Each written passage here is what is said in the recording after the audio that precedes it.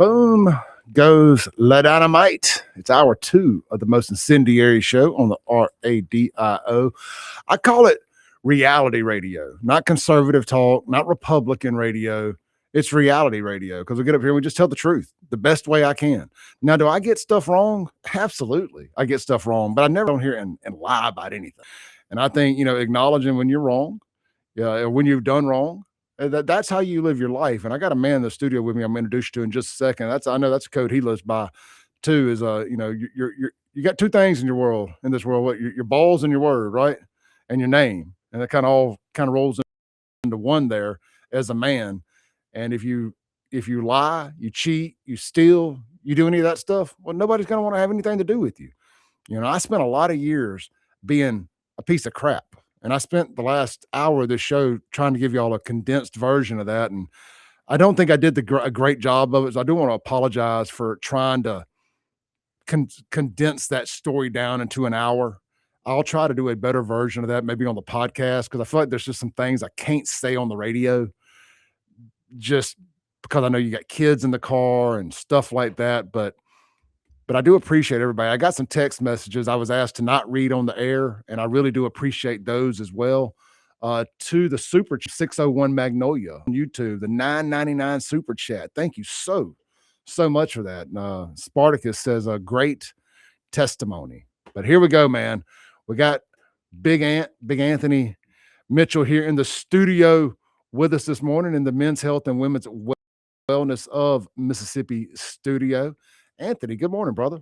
Good morning, Clay, man. I'm glad to be here. Man, super excited to have you. I talk about you on this show a good bit, man.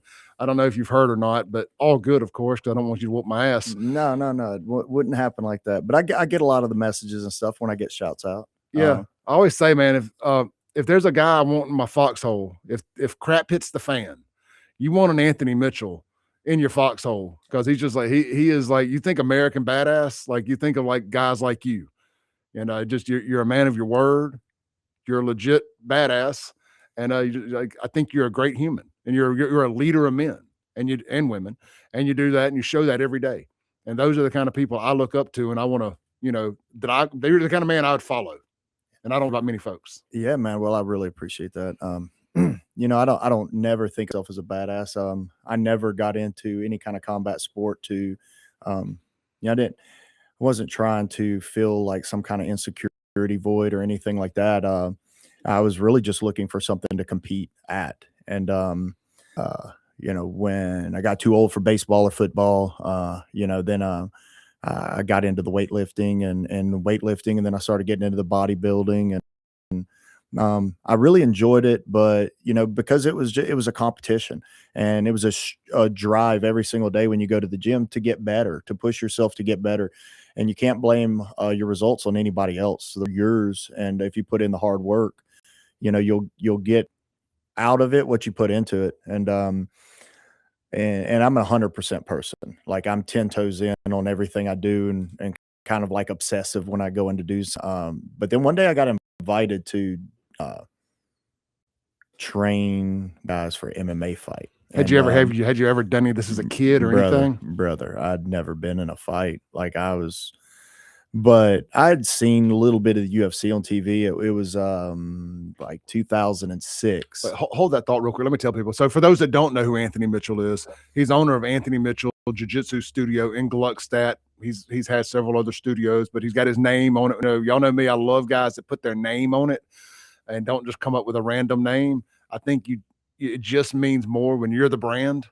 And Anthony, you're a 12-year black belt. Did I see that the other day? Yes. December 13th of 2013, I received my black belt. So you're a 12-year black belt. You've had your studio for how many years?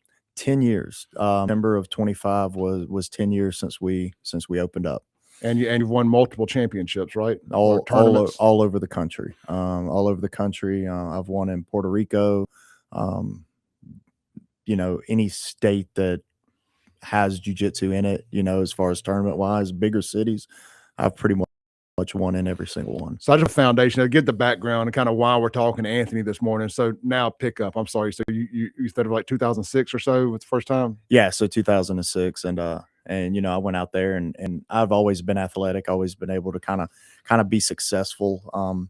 Tell me the rules and I can fill in the rest. You know, I can fake it till I make it. I was talking to one of my students the other day and was just telling him, you know, that this is like anything else in life. When I started baseball when I was a child, I'd never played baseball before, and we had kind of moved around a lot with my dad with his job. And then when we settled in Meridian, then I started playing baseball, and I was terrible. But just tell me the rules. All right, let me figure this thing out, and I'll go from there. And so once I learned the rules and kind of played in a couple of games, um, you know, like I said, again, it was probably embarrassing for my parents. And then all of a sudden, I figured out what we're doing now. You know, started putting the dots together. And by the end of the little first baseball season, you know, I'm a child, but I made the All-Star team. And then after and that was kind of synonymous with everything. Like, if I'm not good at something, I want to be good at it. So I kind of learned to play every sport. And because you walk into a room of a bunch of different people, like for example, you know, if me and you were sitting here talking, you know, off of this show, you know, if we're just having a conversation, I don't want to talk about me. I don't want to talk about my interests. Like, you know, I want to know what's been going on with you, you know, and not, if you want to know about jujitsu, I'll talk to you about jujitsu all day long. You know, I'll bore you to death with it. But I want to know what you're good at, you know, or what are your interests. And then as soon as you tell me what you're interested in, I want to know. I want to have enough knowledge to where I can have a conversation and then I can engage with you. And you'll be like, oh man, this guy knows, you know, a lot about baseball, because I want to keep up with everything. I want to know the rules. I want to understand how it works inside and out. You know, I feel the same way because of what I do, being in the public eye and people being able to listen to me on the radio. When I go places or family functions, even like this, and they want to talk about me, and I don't. I get uncomfortable. Yeah. Now, people may think that that's a lie because I talk about myself a lot. But it's in the context of this. I want to hear about people. I want to hear what you want to do. I want to talk about. I don't want to talk about politics with people. I want to talk about sports. Yeah. I want to talk 100%. about like the things that actually bring us together, not tear us apart. Which some people could argue that SEC football absolutely tears us apart if you pull for different teams. Yeah. But for the most part, you know, I want to talk about the things that we can just agree that we're not going to disagree on. Yeah. Yeah, for You know, sure. get to And know then you. how do you get smarter? You don't get smarter telling everybody about the same stuff every day. You get smarter by gaining knowledge. And you know, if I start talking to you about baseball, and then, you know, I think I know a lot about baseball, and then you start going into some, you know, baseball history that I have no idea about, I'm going to sit and engage in that conversation. And then I'm going to walk away from that conversation with more knowledge. And then later on, if I get into another room where that knowledge is going to come up, I've already talked to somebody about that and I've been educated on that. And so that's how you gain knowledge, and that's how you know, interact with people. People want to feel valuable. And how is somebody going to feel valuable talking to me if I just sit there and talk about myself? You know, I want to know, like, what about you? Well, you know, what are your interests? And then when they tell me their interests, it always helps to kind of know something about it. So then you can engage, and then you can really start pulling out of them more. And then they feel more comfortable talking about maybe that subject, you know, because it's like, oh man, this guy really is engaged in this conversation. He's not just making busy talk. So, but I tend to get off subject a lot. So we'll go back to 2006 when I went and trained with these guys. So I wanted to know a little bit about MMA and jiu-jitsu, and or just MMA. Let's not even say jiu-jitsu, because I didn't even know what that was. Because people associate UFC, MMA, they're kind of one of the same in the zeitgeist of the public. That's a martial art. MMA is a martial art, you know, in some people's eyes. It's like when you say jiu-jitsu, and it's like, oh no, I'm talking about that UFC stuff. And it's like, well, you know, I mean, it can be. MMA is kind of a melting pot of different techniques, whether it's karate, MMA, kickboxing, or whatnot. And if you find like why are wrestlers so successful in jiu-jitsu? Well, if you look it down and break down what makes them so successful, is that their ability to wrestle stifles and renders ineffective so many other fighting styles. So if you're good at Muay Thai, if you're good at kickboxing, if you're good at boxing, if you're good at jiu-jitsu, you know, and then you go against a wrestler, well, he's going to put you on your back. You're not kickboxing off your back. You're not doing Muay Thai off your back. Can you do jiu-jitsu off your back? Yes.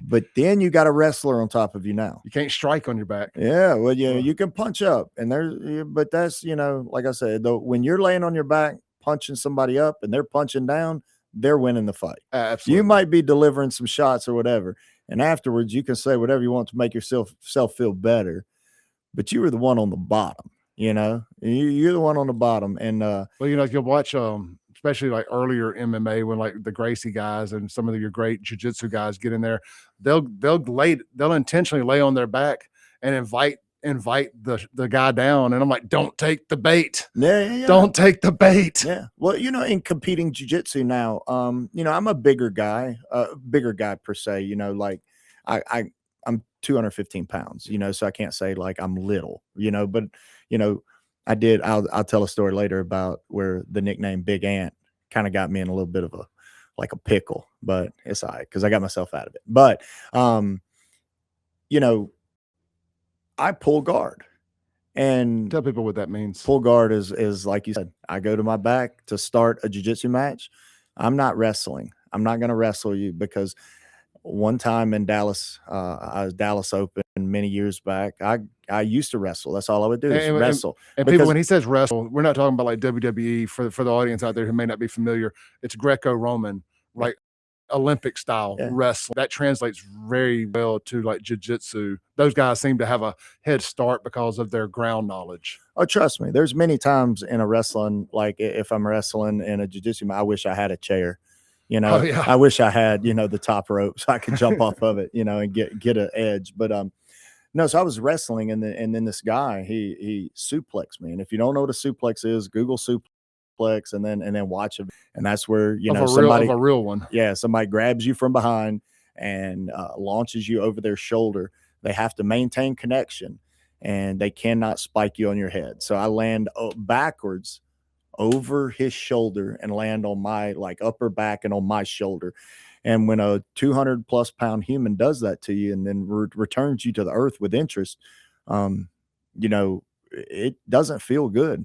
And then so I ended up winning the match. And then after the match, I was like, bro, because he said the sweep I hit him with was the same sweep that he teaches his kids class. So he was kind of, like making fun of himself. And I was like, well, I kind of felt like a kid when you grabbed me and slung me over your shoulder. I was like, how long have you wrestled? And he was like, well, I was on the Brazilian Olympic wrestling team. And I'm like, how, I don't know the word for it, but how, whatever, of me to think that I could wrestle this guy. Like, foolish, this is an Olympic. Yeah. How foolish of me to think that, or egotistical that I think that I can actually wrestle this guy. I mean, but Brazil, you took him down with an entry level move.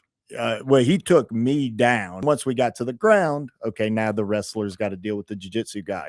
And like you said, he took the bait. He put me on the ground, and then now we're doing jiu-jitsu. And it was just the way that I got to the ground was less than ideal, And so now I pull guard, and I voluntarily go to my back and invite the person into my guard, because I feel more confident that I can get off my back and put you on your back if I start in the guard, because my sweeps and submissions off my back are better than my wrestling and my takedowns.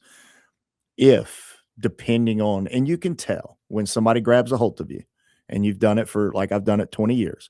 Somebody grabs a hold of me, I can tell instantly, I'm pulling guard. Like this dude, when they grab you, the grips are so strong and so intense, and they're so purposeful. It almost feels like you get hit with a taser. Like this guy grabs you and you can feel like, oh my God, is this a human that just grabbed me? Because you feel how strong their grips are. And that just comes from a lifetime of, training that martial art. And even though we're doing jiu-jitsu, it encompasses judo, wrestling, jiu-jitsu, Japanese jiu-jitsu. And there are so many other things that martial arts that, kind of accentuate jiu-jitsu and help jiu-jitsu. So yeah, I'm a guard puller, and that's kind of frowned on in jiu-jitsu. Hold that thought. I accidentally just sent us a break. We got Anthony Mitchell. We'll be right back. Welcome back in to the Clay Edwards Show. Sorry for that abrupt out there a second ago. I was getting ready to hit the button and accidentally just hit it. And anyway, we're back here live in the Men's Health and Women's Wellness Mississippi studios. This segment brought to you by our friends over at Martin's Downtown. Man, they got a big event this weekend.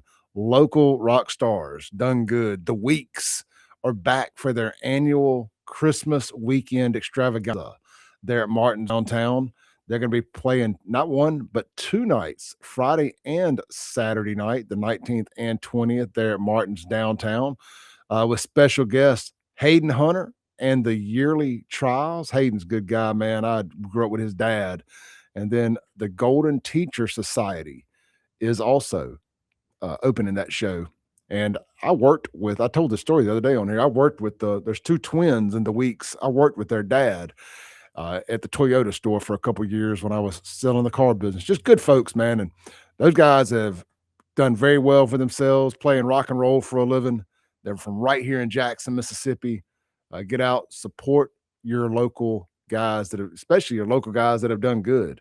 And they come back home and they help the economy with a couple sold out shows. Can't go wrong there. Friday and Saturday, downtown Jackson. The Weeks at Martin's. And of course, swing by Martin's for all your favorite lunch and dinner plans, football and more. They got it all. We went by there yesterday, as I said earlier, and indulged in a bunch of fried foods that I immediately regretted. I'm kidding. I didn't regret it. It was great. Check them out today. Martin's, downtown, jxn.com. All right, man, we got Anthony Mitchell here in the studio with Anthony Mitchell Jiu-Jitsu Studio out there in Gluckstadt. Anthony, tell them how they can find you online. So Or I got, person. man, I got a website that I'm working on myself. It's kind of embarrassing. Oh, mine is too. I always have just been able to get new members and everybody in by word of mouth. So I've never really wanted to do social media. I don't like it. I want to feel like I'm pandering. And when people come in, and sometimes they come in because they're interested. A lot of times they come in because they're looking for something, and I hope to prove that what they're looking for. And it's not for everybody, but I've never really done the website thing or the social media thing. I'm not good at it, but I tried to build a website, and it's bigantbjj.com, and then Anthony Mitchell Jiu-Jitsu Studio on Facebook and on Instagram. You can follow it. I'm not going to put much stuff on there. So sorry to disappoint you, but I'm not going to flood your feed with a bunch of nonsense. I'll do that. Yeah. So just get I don't want to take away from, Clay, and I don't want to take any attention away from Clay. So, but if you're interested, we're out in Gluckstadt in the industrial park area, 316 Old Jackson Road. And then my number and website's up, and you can send me an email or you can text me and find out the address and then the actual location. But yeah, man, I've always just studio. Man, I appreciate it, and that's 10 years of hard work, and it's hard work with everybody that trains with me. How many square feet of mat you got? 3,150 square feet of mats, and I started in 2015 with about 700 square feet. I mean, this whole warehouse is a mat, basically. It's insane to go see it in person. Yeah. And do we need all the mat?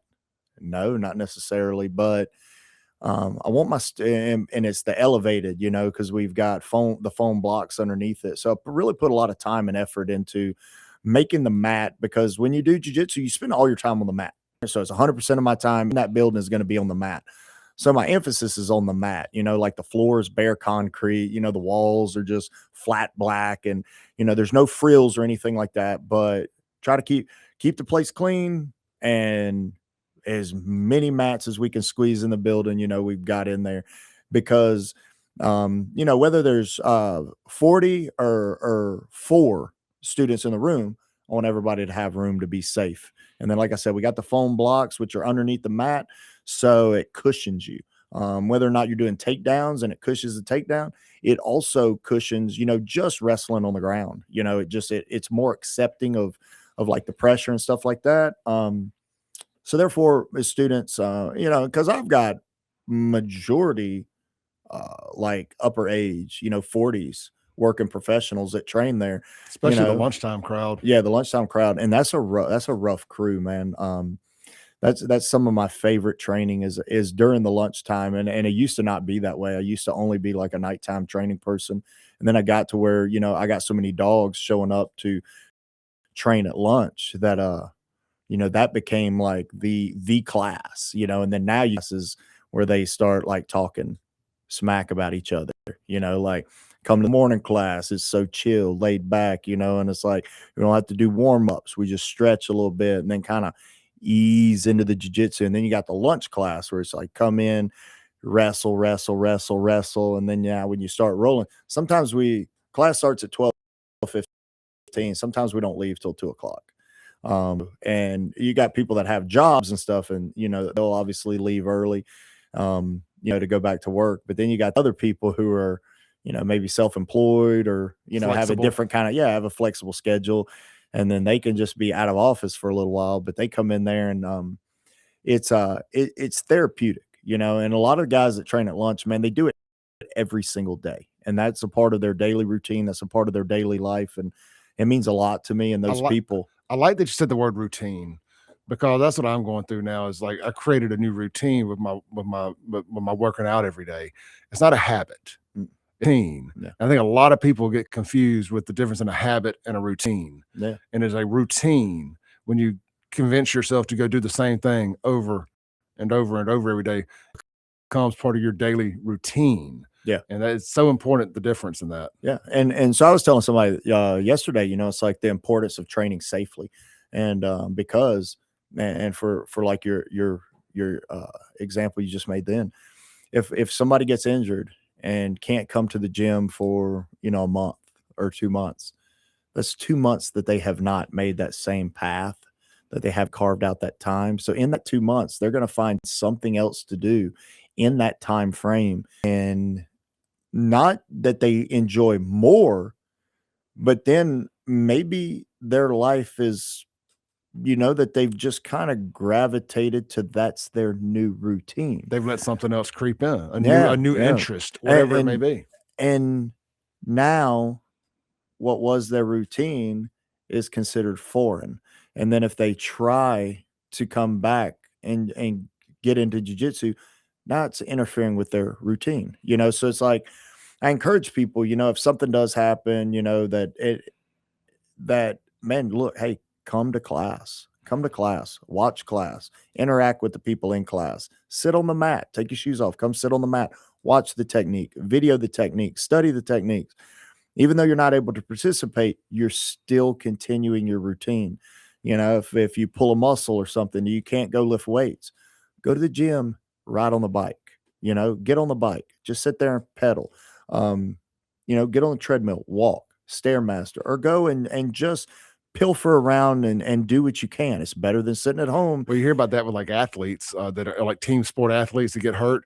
They say, I still come to the facility and just get on a bike and pedal, or just to be around the guys and keep that, don't get home, don't dwell on it. Well, and then that's good for your mental health too. I mean, we have to have something like guys, we've got a lot of, from the moment we wake up, we're recharged and we're refreshed. And then now we've only got a specific number of hours. Like you, for example, if you come in here, and I'm not sure, how long are you at the studio? Well, I'm live for 2 hours, but I'm here for a solid 3 months for post-production and stuff. This is 3 hours that you have not done anything physical, and so you woke up and then you got here. Now, although you've been, it's 5 hours. Yeah. I've done the math on it. But by the time I get back home and can actually stand up and do something physical, it's 5 hours from the time my feet hit the bed or more till I get back home and can work out or whatever, that I'm stuck in a chair or in the seat of that truck. Yeah. And so when we start really pushing ourselves, the reason why those things are so intriguing and the reason why that we so gravitate is that it's something that we desire. We desire that physical activity. We desire that push, that strain. Some people desire challenges. Some people desire when in jiu-jitsu, it's the challenge, it's the physicality of it. Some people like the technical aspect of it. There's so many different things. I like to do it to help like control anxiety. And, a lot of people use it to combat depression. You got a lot of military guys who used to, back in the day, they had their their boys, you know, if they were deployed or whatever, they had their boys, they had their guys that were there for them every day that they could count on, you know, to whatever with. And if you go join and when they get out of the military, they lose that. The camaraderie. Yeah. But then now you join a jiu-jitsu school and then you got a group of guys that show up every day. And why are they showing up? They're showing up to better themselves, but they're also there to help you get better too. Well, you're familiar with the term a third place. Our third place. There's home, there's work, and then there's a third place. I mean, use my middle finger there. A third place is whether it's church, the gym, or whatever. And as men, especially, I speak for men because I am one. You know, it is so important for us to have a third place, and it's even better if that third place can involve camaraderie, and there's other people there, not just, you know, a home gym like in my case, but to have somewhere you can go and be around other men. Because as men, we're in a mental health crisis right now in this country, a mental health pandemic because of these phones and expectations and everything else and I'm so glad you got it. Let's take a break real quick. When we come back, I want to unpack the mental health side of this 100%. and kind of how jiu-jitsu can help save your life to an extent. We'll be right back with Anthony Mitchell, owner of Anthony Mitchell Jiu-Jitsu Studio. This is the Clay Edwards Show on 103.9 FM, WYAB. Welcome back in to the Clay Edwards Show here live on WYAB, 50,000 watt WYAB. We're inside the Men's Health and Women's Wellness of Mississippi Studios. We got Anthony Mitchell and Anthony Mitchell Jiu-Jitsu here in the studio. Real quick before we get back to Anthony, guys, be sure to check out our friends over at Watkins Construction and Roofing for all your roof repair and replacement needs. You can check them out online at watkinsconstructioninc.com. They're going to come out. They're going to do a complimentary roof assessment, and they're not going to try to knock your head off. And they're not trying, you know, their light bill being paid this month ain't dependent on them selling you a whole roof. They want to do what's right by you. They're going to work with your insurance company the whole time. Sometimes all you need is like a $700-800 spot fixed. You don't need a whole roof. And they're not one of these fly-by-night companies that's going to try to force a whole roof on you when you don't need a whole roof. They're going to save you money. It's going to be done right, and it's going to be done respectfully while they're there. They're not going to have a crew of outlaws out there. As much as I like to hang with outlaws every now and then, they ain't going to have a crew of outlaws out there playing bumpity bump, bump, bump music, offending all your neighbors, drunk, all that stuff.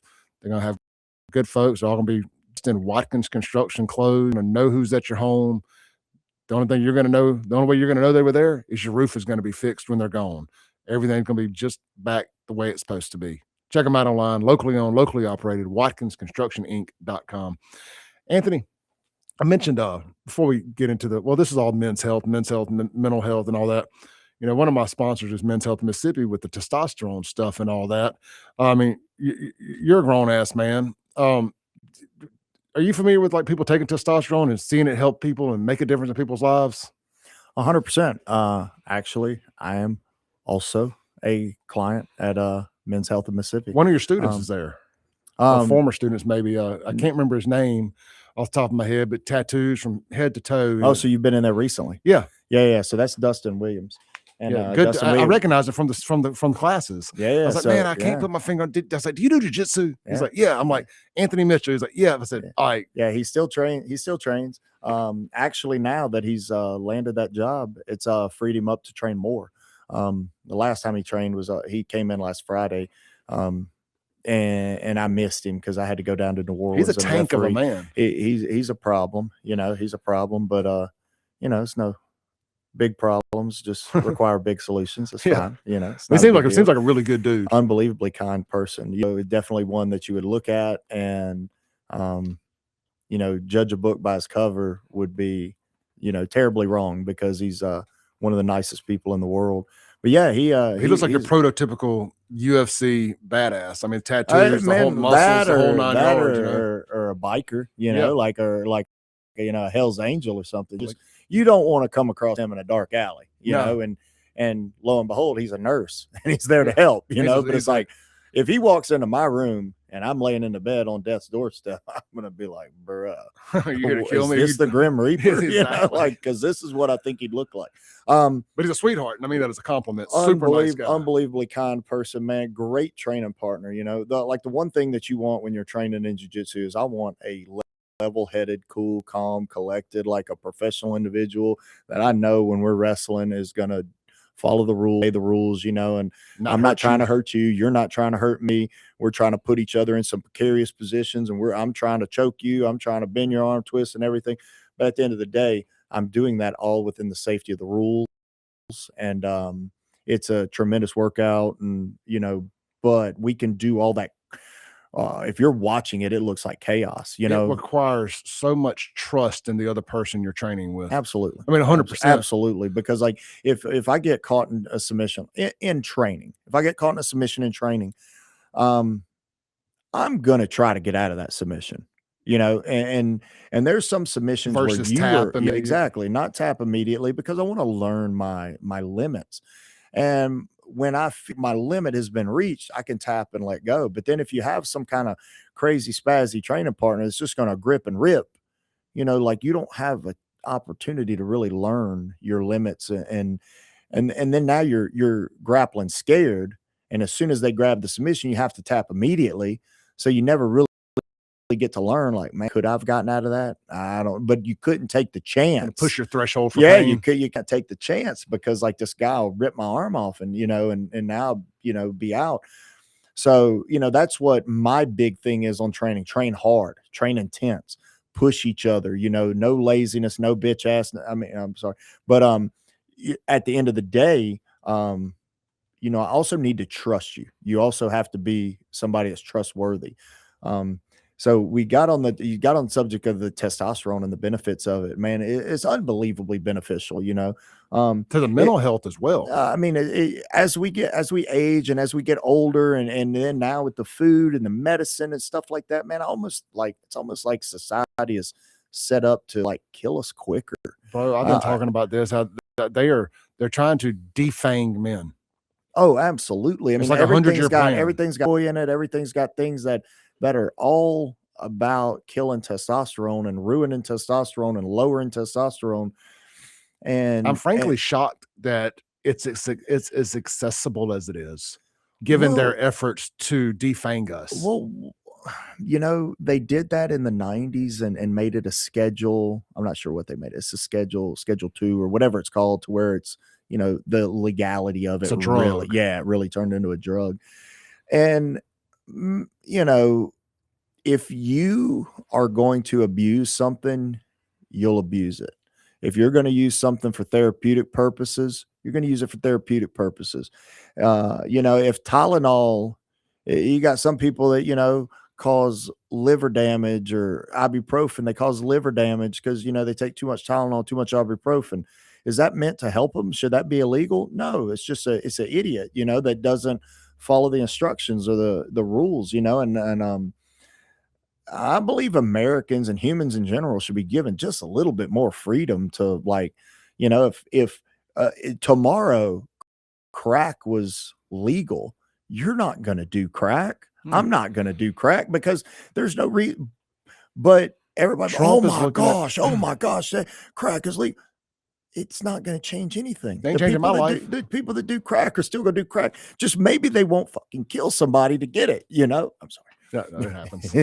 Maybe they won't kill somebody to get it. And now look, I never thought I'd be on the legalize everything train, but I think within reason, if you make things accessible, so people don't have to kill to get, because we've just learned the black market going to black market, addict's going to addict. You take away one thing, like the fentanyl crisis is a direct unintended consequence of cracking down opioids and people's ability to get the pain medicine they need, which I was all for cracking down on opioids, but we didn't see the black market gone black market, and here comes the fentanyl crisis now. So I think you got to be real careful about thinking prohibition is the cure for everything. It's not. It's just going to create another problem, and that's where we're at in America. Well, let's stop and look at what kind of happens in America. You know what? When you had the crack epidemic, at the end of the day, you got everybody addicted to crack in like some of the bigger cities. Who is supplying the crack? Allegedly, the CIA. Exactly. So then now you create the problem. so that you can create legislation to do the improvement. And it's all just about controlling people more and more. The funding the war on drugs made a lot of people rich, but it didn't. We lost the But war. it kept the addicts doing drugs, and and it hasn't solved anything. I think that more and more, like, It yeah, I allowed don't, us to militarize our police departments and all yeah, these other things. absolutely. And it put a lot of people unnecessarily in jail. You got guys in jail for like 20, 30, maybe even life sentences for selling, pot. Well, Or you're dealing pot. if you had crack instead of cocaine, but apparently adding baking soda to it makes it twice as lethal. Like cocaine's cocaine, regardless of how you consume it or digest it. What about I don't know if anybody's ever heard of Rick Ross, and we're not talking about the rapper. No, we're talking about Freeway Rick Ross. Yeah, Freeway Rick Ross. He was making millions of dollars selling crack, and it was in LA, and he was selling crack with 8 strikes and you're outlaw. And so then he gets popped, and they charge him with like a felony for crack, this. So they charge him with 3 felonies at one time, and they put him away in prison for life. Well, right after he gets in prison, he realizes that who was supplying him, where was he getting his crack from? He's getting his crack from the CIA. And then when they had used him up and didn't need him anymore, then they're going to lock him up and put him away, get him out of the way, so that they can move somebody else in or It's further the same the thing agenda. they did with the dude Tom Cruise played in that American Made movie and all that. Yeah. And then when they didn't need him, what did they do? They killed him. Yeah, 100%. And then so then he goes to prison, and I think he's in prison for 20-something years. And in prison, he educates himself and then realizes that the 3 strikes and you're outlaw is for 3 separate felonies at 3 separate times. You can't charge somebody. That is considered 1 strike. Interesting. So then he filed for an appeal, and then they let him out of prison because he had already served enough time for the original felony. I highly recommend anybody who is just familiar or unfamiliar with this story. He's been on Joe Rogan, I think twice, but definitely once. And he tells the story. Is it twice? Yeah. I was thinking it was twice. And I highly recommend y'all going in. Look, do your own independent research on this. But it's a very interesting story that's told. And some of it's absolutely true. Some of it, it's hard to prove because, well, the government can cover their tracks. But I believe him. At the end of the day, I believe him, brother. I mean, if you don't believe him after COVID, you'll never believe anything. I mean, our government peeled a president's cap back on a convertible in Dallas, Texas. You don't think they'll put some crack off in the streets? And any other foreign leader, if you get in their way, they'll move you out of the way. I mean, what's going to happen is going to happen. I mean, at the end of the day, what's going to happen is going to happen. Yeah, we've seen it in this lifetime. Absolutely. And then now you got, and then I don't know if you look at Trump's first term as opposed to this term, I think it's distinctly different. And because it's I don't give a F attitude, and well, it's that, but then it's also like, I don't know, man. He's just a little more establishment this time, in my opinion. I don't disagree. Hold that thought. We got this last break here. We got Anthony Mitchell here in the studio getting ready to land the plane for the day. I can see we needed 2 hours is what we needed. 100%. We'll be right back with Anthony Mitchell here on the Clay Edwards Show. Put your headphones off. Put your headphones off. All right. We're still live on the online stream. Yeah. We got 4 minutes left during the break here, and then we're going to come back and land the plane immediately. Yeah. So let's talk for a minute. Let's carry this conversation on. You guys are going to get some bonus material here because I'm loving this conversation. Yeah. Circling back real quick, I want to make sure I get this in so we can podcast it and all that. Uh-huh. The mental health and the things that jiu-jitsu can do to help you out. Yeah. And because I love the conversation we were having, but I want to make sure we get this. Oh, 100%. Absolutely. Because I went to a couple classes. The mental aspect is the best part. Yeah. So I went to a couple classes, guys, and y'all know me, I'm an open book. I went through a really bad breakup a year or so ago and was just looking for anything I could to get my mind off that. And I went to 2 or 3 classes out there and realized that at that moment in time, my ass was too old to get beat up. But the feeling of finishing those classes every day that I got in my car to leave, and as beat up and ragged as I felt, it I don't think it would be a stretch to tell you that it may have saved my life, because just the feeling it gave me of finishing something and accomplishing something, even if it was only 2, 3, 4 classes, it showed me that I could do it. Mhm. And it got me, okay, well, I want to get back to, I realized too that I like lifting weights, Yeah. and I want to get back into doing that. But it was getting out there and being a part of that, and that brotherhood and those guys, and everybody was very welcoming of me and treated me great. And what I love about it is it's the no beginner class. You out there, and I was out there at the lunch class with them dogs, and it's somebody's responsibility that's a student to be like next man up. You know, they a vet trained you. Now you got to train this green pea over here. Yeah. And it's this next man up mentality, and you roll, and everybody's so patient with you. Like if you're intimidated to go out there, I was, but if you're intimidated to go because you think that you're going to get tied up like a pretzel, well, you are, Mhm. but nobody's looking at you like this jackass. Everybody treats it's like, hey, this guy came. Yeah. So nobody's looking at, nobody's going to make fun of you, you know, until you get a little better at it, then they can make fun of you a little bit. But like nobody's going to make fun of you for not knowing what you're doing, because nobody did when they walked in. Yeah. And I can't express that enough. If you're just in a place right now and you feel a little hopelessness and you're feeling a little lost and you've got a little physical ability, man, I can't recommend jiu-jitsu enough. And you don't have to have a lot of physical ability. You know, the thing is that when you come in, everybody knows you're looking for something. You know, you're looking for something. You're a 40-year-old man. Why would you come in and do jiu-jitsu? Why? Most of the time it's because you're interested in it, you've seen it, and you've always wanted to do it. Well, if you come in and you got some a-hole that just goes 100% on you, just beats you up and just makes you feel like a complete imbecile, you're, man, like, all right, you know, this isn't a lot of fun. But especially for like a chess player a little bit, and you can think a couple moves ahead. Oh my gosh, because that's the thing, is that I've got an overactive brain and overanalyze. If I say something to somebody that I regret, man, that'll beat me up for days, weeks, you know, and I'll sit and obsess over it at night. When I try to go to sleep, my brain's just, you know, and sometimes I wake up and I'm so overwhelmed by the day and everything. Maybe it's not even a lot of stuff to get done, but I'm just overwhelmed and I don't know where to start, and then I go train and I don't get to worry about any of that. But then now all of a sudden I've got a 200-pound problem on me, and I've got to deal with that problem in real time. And I've got to sit there and figure out this puzzle. And when I figure out the puzzle, it's so therapeutic. It's so fun. You can't think about anything else. Nobody's giving you any crap. What my thing is, my big thing at the gym is not leave your ego at the door, because you need an ego. You need to get on the mat with an ego. You need to think you can do it. Yeah, you need to want to get better. You need to, when somebody beats you, I'm going to come back. Hey, keep beating me, brother, because I'm going to be back, and I'm going to come and I'm going to get you one day. I want you to have a healthy ego. I need you to leave. I need you to leave your negativity at the door. We're live. All right, guys. Sorry about that. We're back live. We got Anthony Mitchell here for about the next 30 seconds. Anthony, thank you, brother.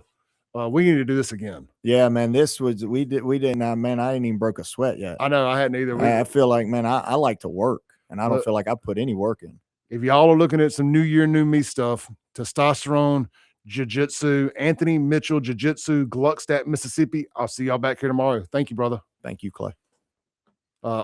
Online, guys, I can't say it enough. If you're in a space, we got a little free time here. Yeah.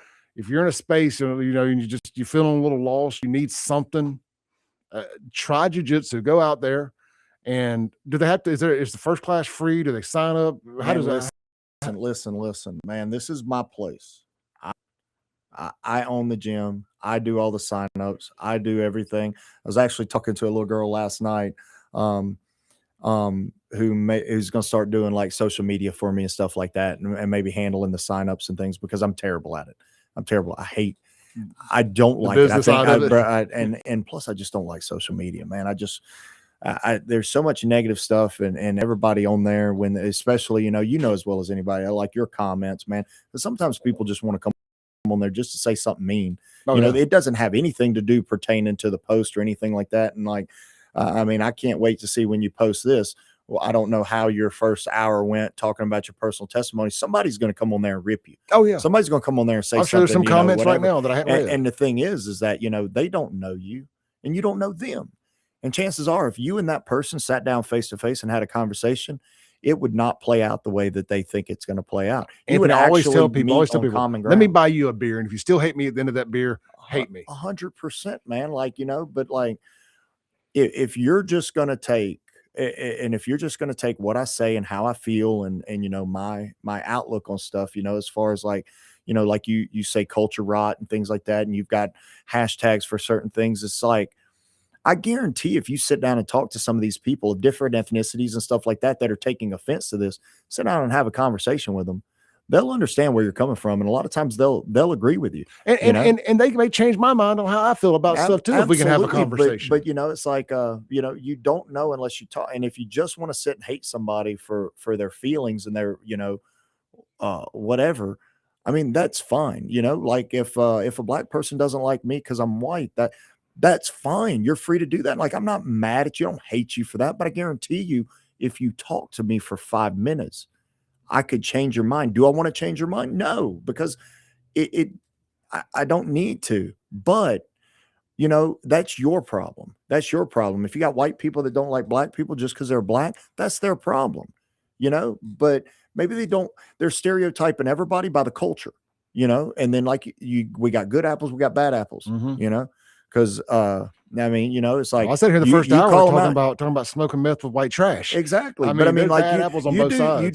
You do just as much, you know, like FAFO, and you know, when white people do stuff, you know, as you do anything else. But it's one of those things where if we just sit and fixate on the hatred and the divisiveness, especially that social media and that the government, that the media tries to make us do, you know, we're never going to move ahead. But, no. You know, it's like, hey, first off, white people need to admit, like, all right, there's some places where we're deficient.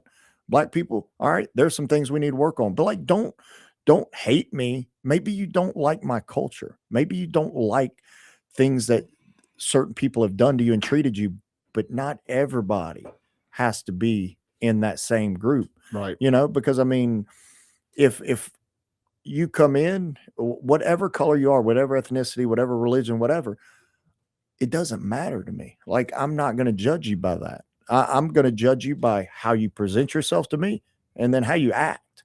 All right. And now you act cool. You're a part of the crew. Fine. It doesn't matter. I've got gay students. I've got students. I mean, you talk about liberals and conservatives. One of my favorite people in the world I love more than anything voted for Kamala Harris. Yeah.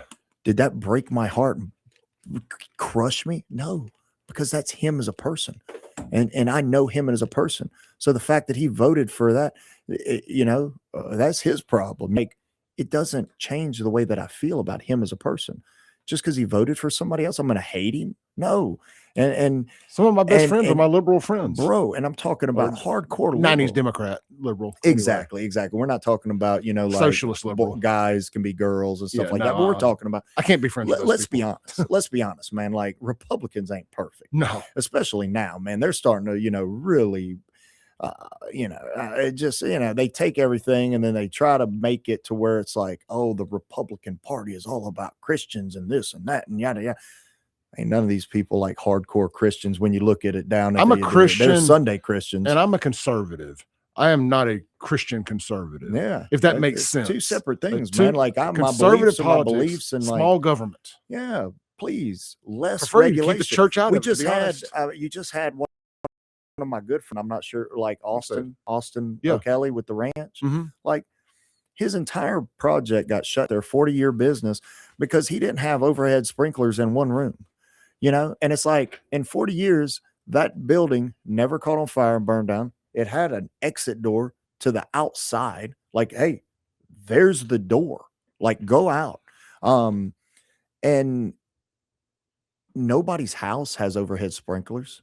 No. You know, so like, those children, when they go home, they're not, you know, they don't have overhead sprinklers protecting them. No, they've got doors and windows and exits and stuff like that. So, but they shut his business down. Why? Because of a regulation that was made. Big government overreach. Exactly. And then who's going to install this sprinkler system?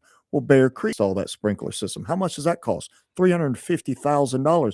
Do you think that Joe's Plumbing could probably come in No. and pipe that thing out for much cheaper? And then when they said he had to have a fire extinguisher, well, the fire extinguisher ain't much, but the half mile of pipe to get the plumbing to it Yeah. that he was going to have to pay for too, it was going to be so untenable. Yeah, but it's $350,000. Do you think somebody else maybe could do it cheaper? But he's not allowed to shop around. Bear Creek had to do it. And that price that they gave him, so he couldn't even price shop. So it doesn't matter if it's any cheaper. Oh, you can't do it? Oh, you can't afford it? Shut down. And I guarantee if you'd asked any of those parents, 99% of the parents would have been like, what? Oh, we started a shitstorm that day. On Yeah, that, I mean, with that you know, show. I and mean, then, like the government, the outrage started here in the studio, and that thing went nuclear viral, and everybody else started stepping up, all these other people, and unfortunately, the city won, at least for now. But well, they won, and they're going to win at the end of the day because everything is the law is the law, and you can't combat the law. You